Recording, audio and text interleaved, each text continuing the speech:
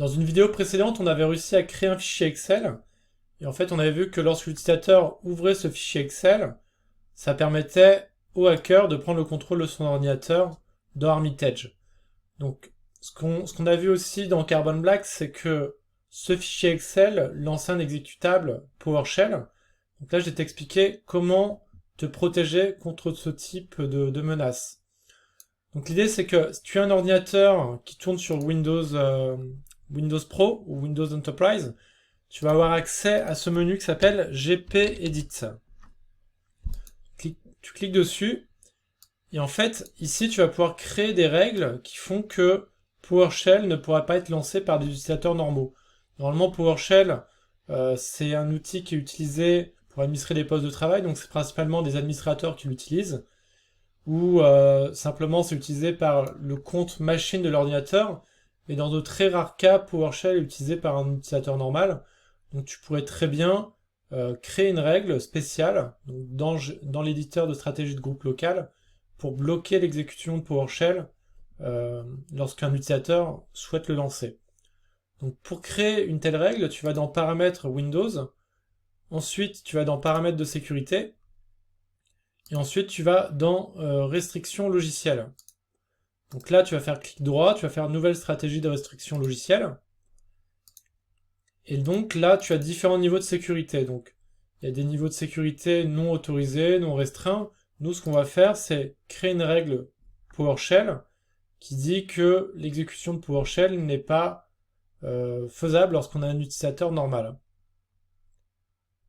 Donc, pour ce faire, on va déjà aller dans Contrôle obligatoire. On va laisser quand même les administrateurs la possibilité de lancer des scripts PowerShell. Et on va vérifier tous les fichiers pour voir si ce fichier correspond à PowerShell. Donc on fait comme ça, on fait appliquer. Donc on va appliquer des restrictions logicielles à tous les utilisateurs sauf les administrateurs. On fait appliquer et on fait OK.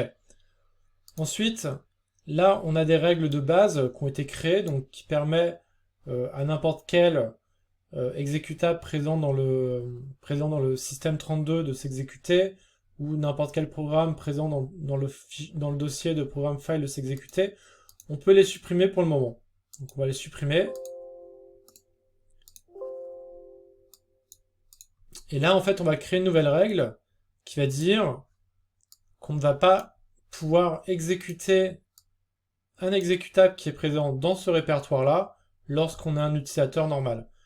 Après, je te conseillerais de rajouter ces règles-là pour ces autres scripts, parce que finalement, il y a des malwares qui peuvent utiliser, non pas PowerShell, mais qui peuvent utiliser FTP, ou lancer des scripts avec CS Script, ou ces librairies d'ILL.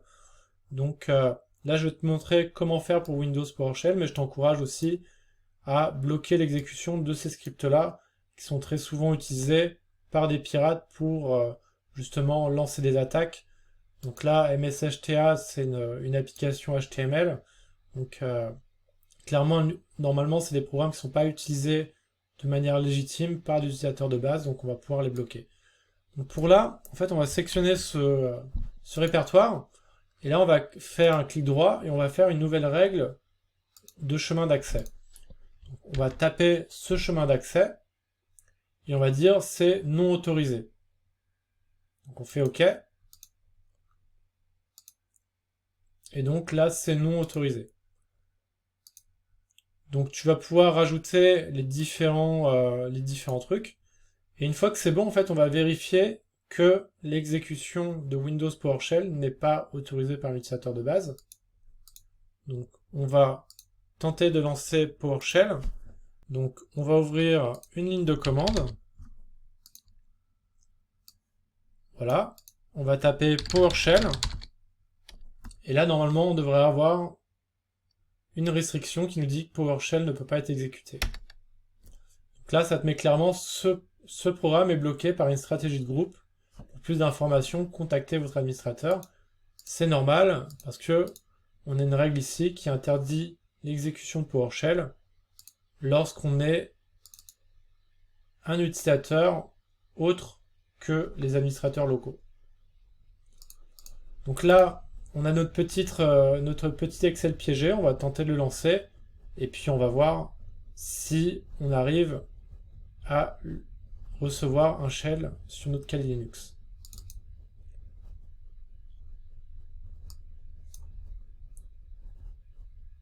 Donc là, on voit clairement qu'il y a eu un problème. On n'a pas pu lancer ce fichier-là. Donc la macro n'a pas dû fonctionner. Et si on regarde sur notre Kali Linux,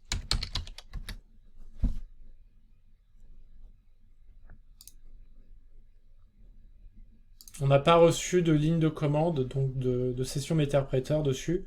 Donc ça veut dire que notre règle de Software Restriction Policy, donc de stratégie de restriction policy de logiciel, a permis de bloquer l'exécution de PowerShell qui était lancée initialement par notre fichier Excel qui était piégé.